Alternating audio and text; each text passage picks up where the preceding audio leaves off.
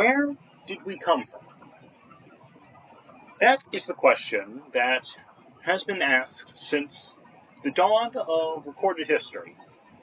Now, some people have credited that the origin of species proposed by Charles Darwin is the definite answer to this question. The definite truth about we as humans and all of life has come from. This, unfortunately, is not quite the case. Although many people take this as truth, and this, unfortunately, sometimes prevents progress. Hence, I propose that the origin of species prevents progress when it is taught as a fact in our school systems. Now, to explain my rationale behind this, I would like to first introduce evolution. Most of us know it. It is the belief that adaptation over a millennium, countless years, since the beginning of time itself at the Big Bang, brought about all life. Science and those who practice it often credit it as being the accurate and scientifically sound origin of life. Some say otherwise. On one of the philosophies on the opposing end of this spectrum is creationism. The belief that life was brought about by an intelligent, all-powerful, intentional creator deity. Now, usually this is associated with the Judeo-Christianity that has spread across America. And it typically is seen as a faith-driven, unscientific, and some scientists may say weak explanation, possibly made for weak-minded individuals. People might ask, why is evolution considered a theory?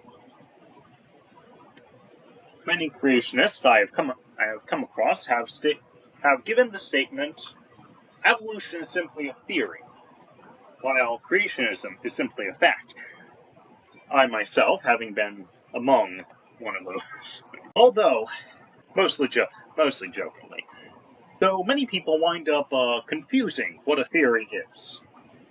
Now, theories in science are typically repeatedly tested scientific beliefs based upon some scientific evidence that it could possibly occur to explain circumstances. Typically viewed in the scientific world as fact until proven otherwise.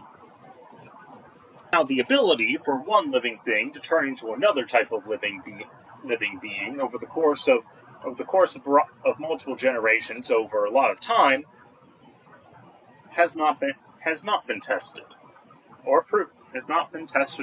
So why is it a theory then? Well, the concept of evolution, or of adaptation, microevolution, as some may say, has been proven. Some instances of this, times that we have seen, is some humans having more melanated skin than others, some humans having much more hair than others. Now, why is creationism considered unscientific? This is a question that some may think is very apparent and obvious. Others not so much. Now, creationism, as a philosophy, relies on the belief of a being that is physically imperceivable to humans by any sort. But unfortunately, for something to be scientifically proven, one must be able to perceive its existence. Now, unfortunately, due to the imperceivability of this divine being, creationism cannot be scientifically proven or disproven, which is the fundamentals of calling something scientific.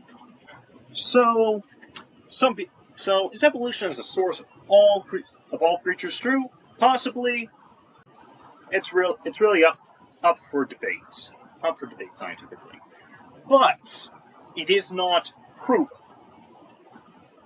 which is where many people wind up being confused about the subject. And for such evidence to be proved, and for such a concept of species through evolution to be proven, you would require an obvious change in species. The Florida Atlantic University provides a list of the philosophies shared by Stephen Gould, who has covered how creationism and evolution have some time ideas in terms of provability and theoretics.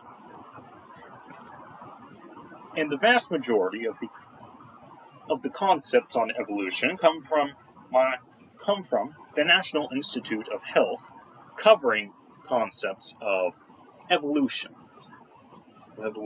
and adaptation, and how they would be provable.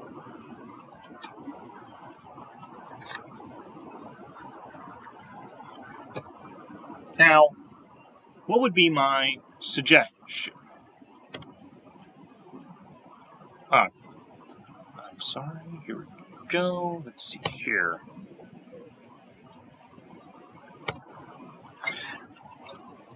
Now, to avoid this kind of confusion, I would try to require schools to speak about the origin of species as more of in test rather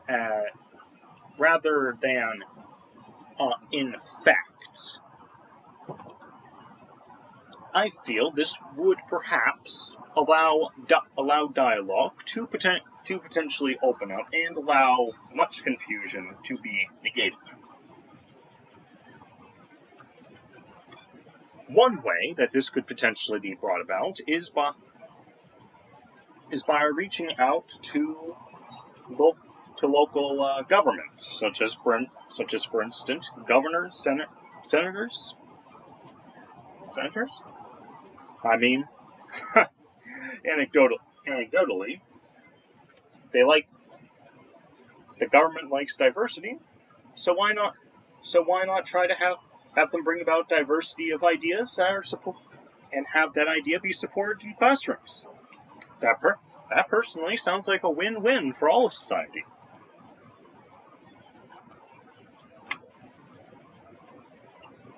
Now,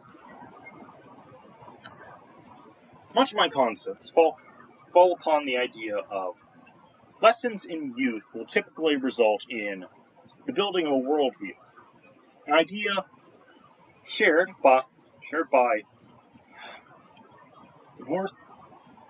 the Northeastern Institute of Technology, covering the concept of adult learning.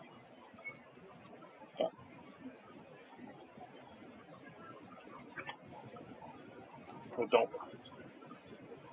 learning. Okay, yep. Oh, wow, okay.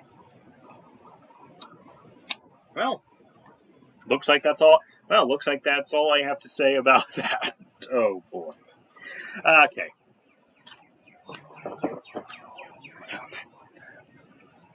Thank you. Thank you for bearing with me.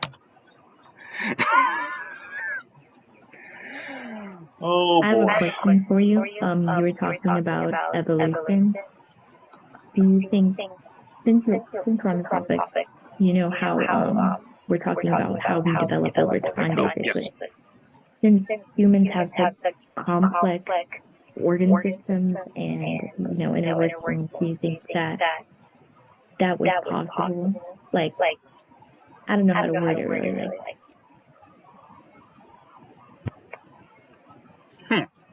But I mean, I'm not necessarily sure what you're asking, but it does sound like you're asking about whether or not evolution could explain the development of organ systems. Am I correct about that?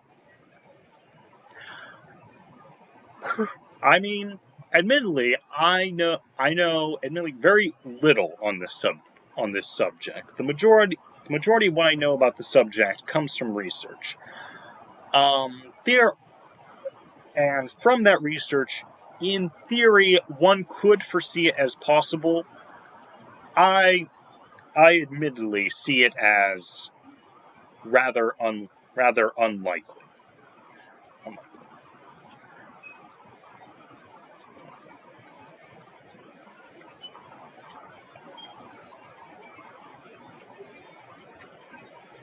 Oh, okay.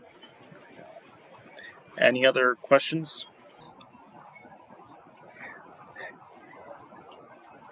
My name is Cindy. I'm Jordan. My name is Angela. Andrew.